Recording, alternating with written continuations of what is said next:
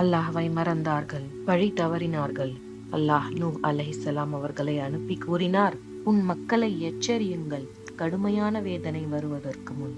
நூஹ் அலைஹிஸ்ஸலாம் கூறினார், என் மக்களே, அல்லாஹ்வை மட்டுமே வணங்குங்கள், அவரை அஞ்சுங்கள், எனக்கு கீழ்ப்படிவீராக. நீங்கள் மன்னிப்பு கேட்டால் அல்லாஹ் மழையை அருள்வான், உங்கள் செல்வத்தையும் சந்ததியையும் அதிகரிப்பான். ஆனால் மக்கள் மறுத்தனர். நம்பியவர்கள் மிகச் சிலர். நீ எங்களைப் போல் ஓர் மனிதன்தான், உன்னை ஏன் நம்ப வேண்டும் என்றார்கள். நூஹ் அல்லாஹ்விடம் கூறினார், நான் பகலும் இரவும் அழைத்தேன், ஆனால் அவர்கள் மேலும் விலகினார்கள். 950 ஆண்டுகள் நூஹ் அழைத்தார். அப்போது அல்லாஹ் கட்டளையிட்டான், எங்கள் கண்காணிப்பிலும் எங்கள் வழிகாட்டலிலும் நீ ஒரு கப்பலை உருவாக்கு. நூஹ் அலைஹிஸ்ஸலாம் கப்பல் கட்டத் தொடங்கினார். அப்போது அவர்கள் அவரை கடந்து சென்றபோது அவரை நகைத்தனர்.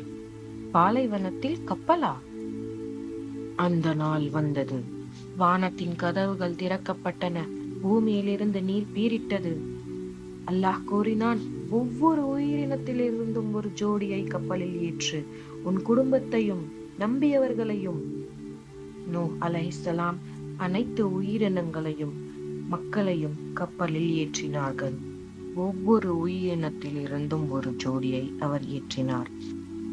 அப்போது அவர் அவன் மகனை அழைத்தார். மகனே, எங்களுடன் ஏறு, நம்பாதவர்களுடன் இருக்காதே. அப்போது அவன் மகன் கூறினான், நான் மலையில் ஏறிக்கொள்கிறேன், நீர் என்னை தொட்டிடாது. நூஹ் அலைஹிஸ்ஸலாம் எவ்வளவு கேட்டும் அவருடைய மகன் கப்பலில் ஏறவில்லை. திடீரென்று ஒரு பெரும் அலை அவனை மூடிக்கொண்டது.